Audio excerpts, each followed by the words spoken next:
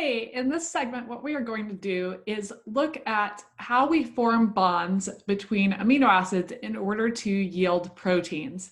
Later on in the semester, we are going to be looking at such topics as how to incorporate unnatural amino acids into proteins, and we're going to be looking at reactions that proteins catalyze and how that relates back to the individual amino acids that are in the protein. So we need to understand from a chemical perspective, how do we create proteins? And that's what we are going to do here, is look at how we create the sequence of amino acids that comprise proteins. When we are thinking about a protein, with the amino acids being the individual building blocks, those L amino acids link together via covalent bonds between the carboxy group of one amino acid and the amino group of another to form an amide linkage, also known as a peptide bond. So the general structure of a bond connecting two amino acids is going to look something like this, which I'm going to pull up on our screen share so that we can go through it together here. So looking at how we are going to be able to draw out our link between two amino acids as we're building a peptide, that is a structure that contains multiple amino acids linked together. Is if we think of, for example, just generically here with R groups filled into our amino acids, if we have this particular amino acid, which I'm going to fill in the nitrogen there with a positive formal charge because we're assuming physiological pH, and our R group here is oriented toward the front there on a wedge, I'm going to call that R1. And then we have our hydrogen pointed away from us there, and our carboxy group. And then let's change up the color a little bit here. We have our second amino acid, and our second amino acid here is going to differ from the first just in the identity of the R group.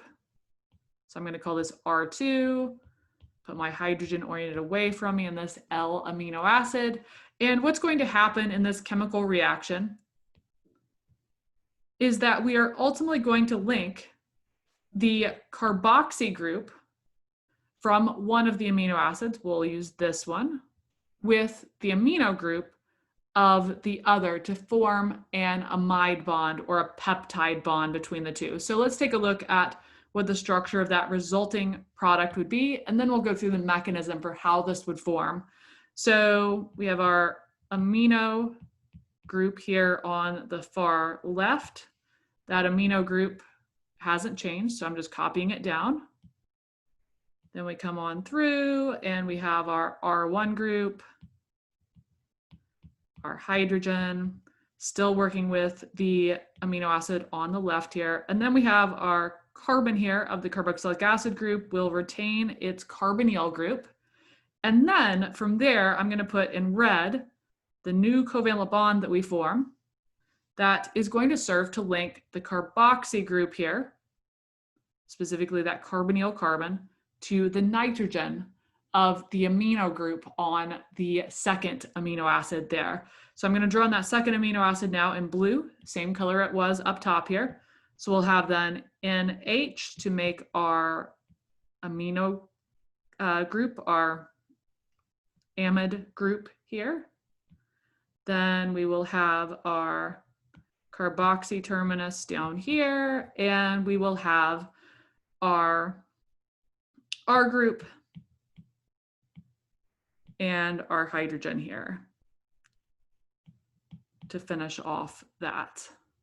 So this is going to give us our so-called amide linkage, which you should be familiar with that term, that this is our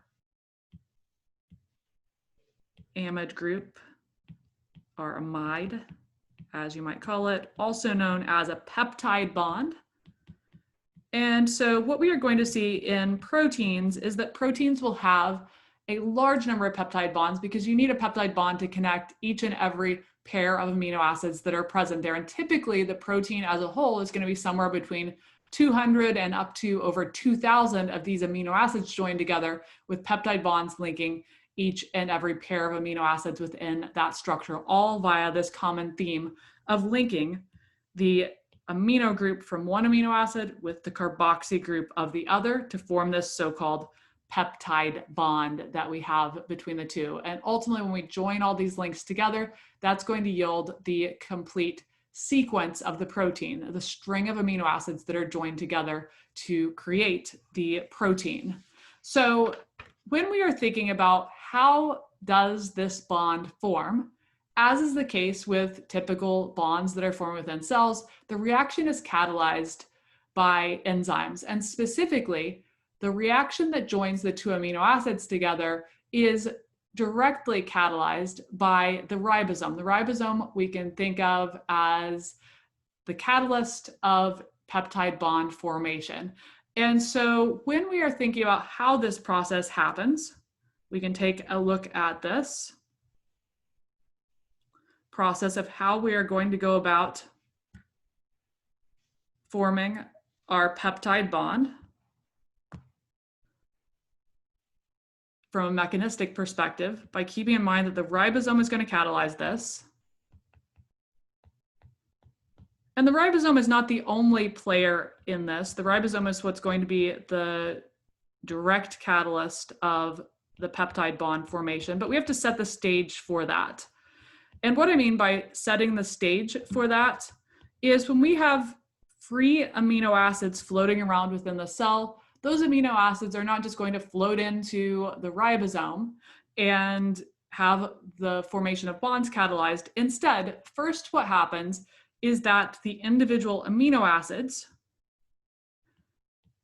become tethered covalently to transfer RNA. And the transfer RNA is what's going to shuttle and shepherd that amino acid to the ribosome, and the transfer RNA is going to enable or help enable the ribosome to recognize which amino acid it is going to be picking up and enabling the ribosome to catalyze very specific reactions to join amino acids into peptide chains. So let's take a look at this process. So let's say we start with our amino acid here. So I'm just drawing out a generic amino acid again. We'll call the R group here R1. Plug in our hydrogen there in this L amino acid. And what's going to happen is that the transfer RNA, which I'll abbreviate as tRNA, comes in, and the carboxy group is going to become bonded to the transfer RNA, which is going to fulfill its role there, sort of implied by the name of transfer RNA. It's going to transfer the amino acid to the ribosome.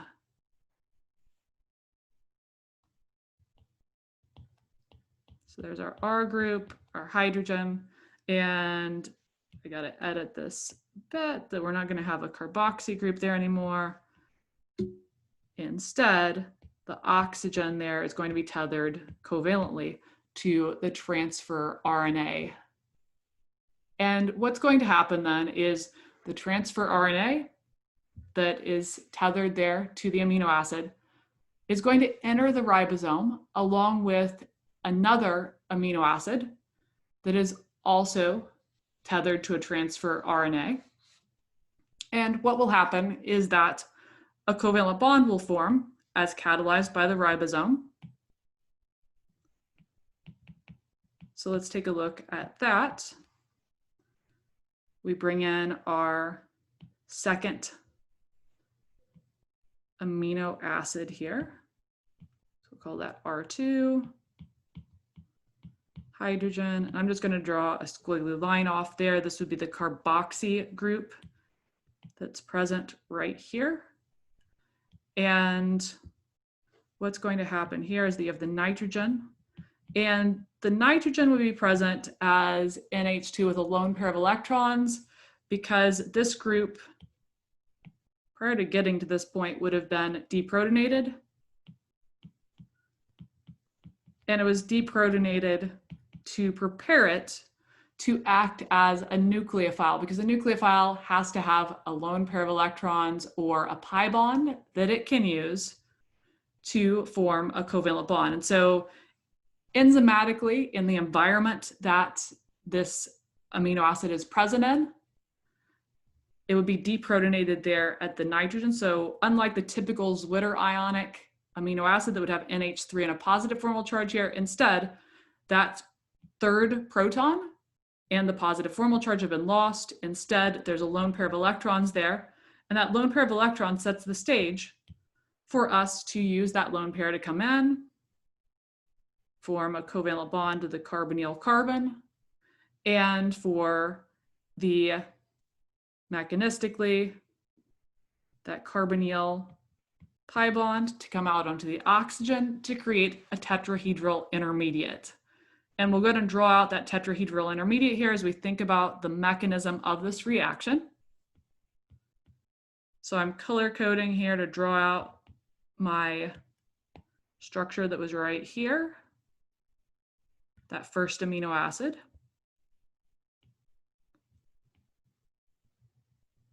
Put in my R group, put in my hydrogen, and then here we have our tetrahedral intermediate where we have an oxygen with a negative formal charge bonded there. And the way we arose with that is we had our carbon here that I'm highlighting with my laser pointer, and the pi bond there came out of the oxygen. So that's going to come down here and give us our negative formal charge right here, bonded to our tetrahedral carbon. That carbon right here that I'm putting the highlighter on is the same as the carbonyl carbon right here. So then we need to fill in the other four groups, the grand total of four groups that is. So we have our oxygen and then our tRNA tethered there. And we also have our new link to our nitrogen atom of the second amino acid. So we'd have NH2 here, going on down the chain.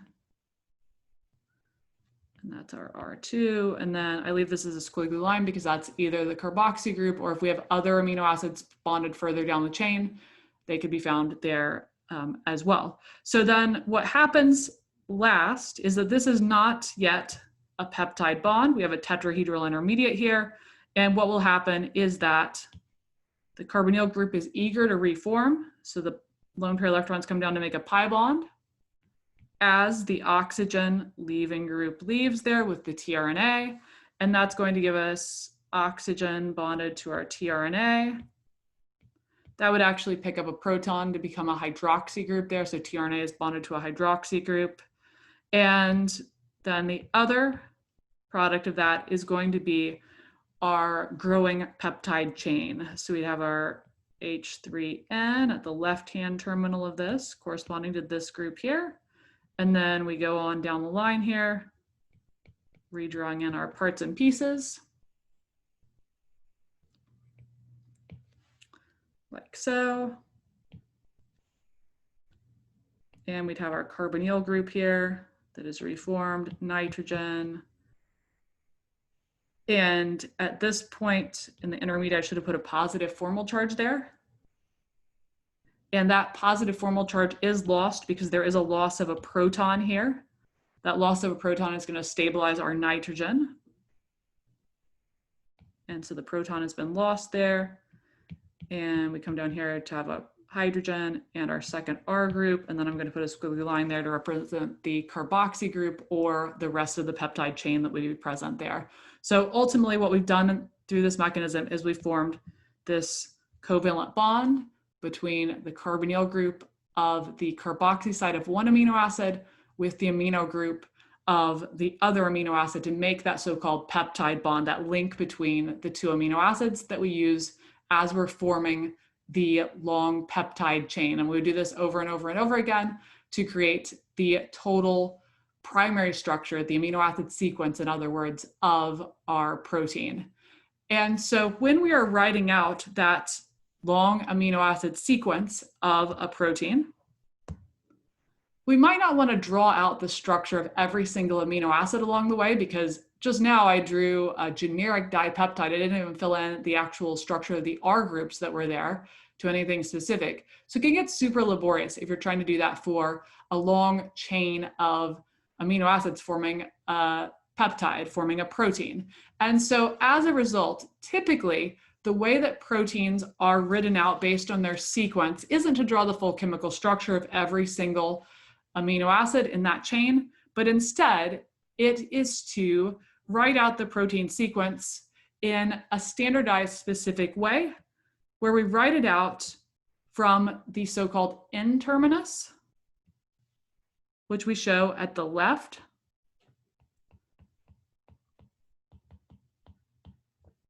And we write that out in an abbreviated fashion using either the 3-letter code for the particular amino acid or the 1-letter code for the abbreviated amino acid. So for example, if the N-terminus of the protein was comprised of an alanine residue, we could write it out as A for alanine or ALA if we were going with the 3-letter abbreviation.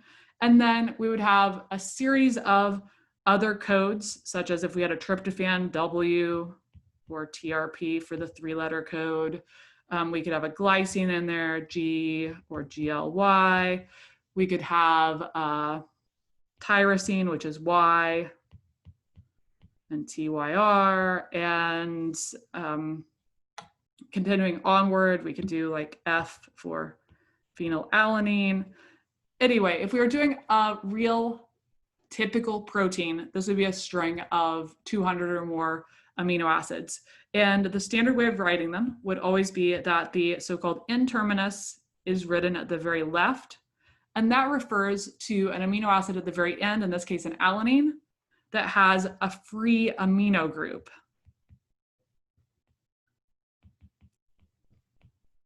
It is the amino acid at the end of the protein that would correspond to, if we were looking at just this dipeptide right here that I'm highlighting, it would refer to the terminal end right here. This is our free amino group. It's an amino group that has not reacted to form a peptide bond.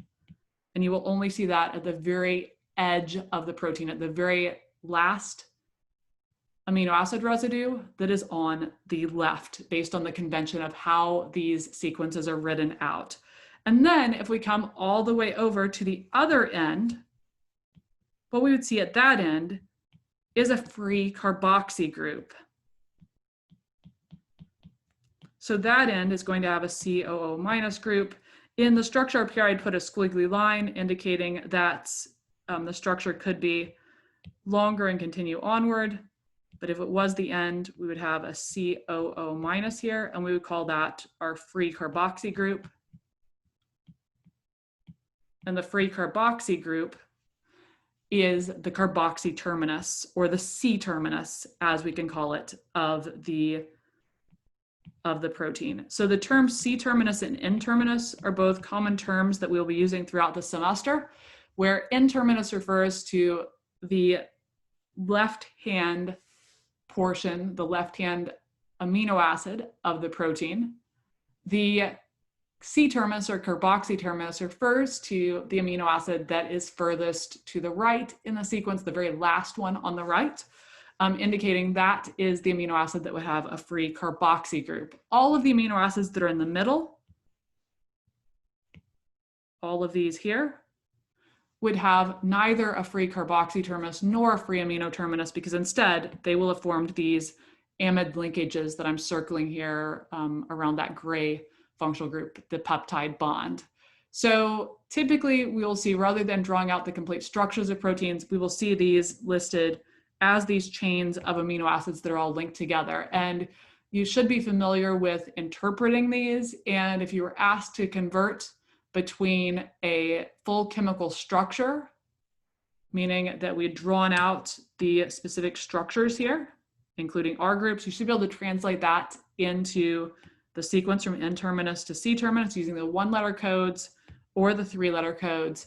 Alternatively, and a little bit more challengingly, you should be able to take the sequence that I give you, be it a 1-letter sequence or the full written out 3-letter codes, and convert that into what the peptide structure would look like.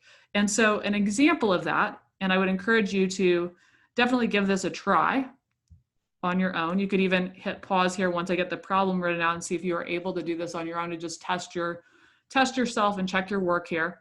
So if you were asked to provide the structure of the tripeptide, tri meaning 3 amino acids in total, and I give you the residues that you need to include here as being a leucine, a serine, and we'll say a tyrosine, draw out the full structure of this,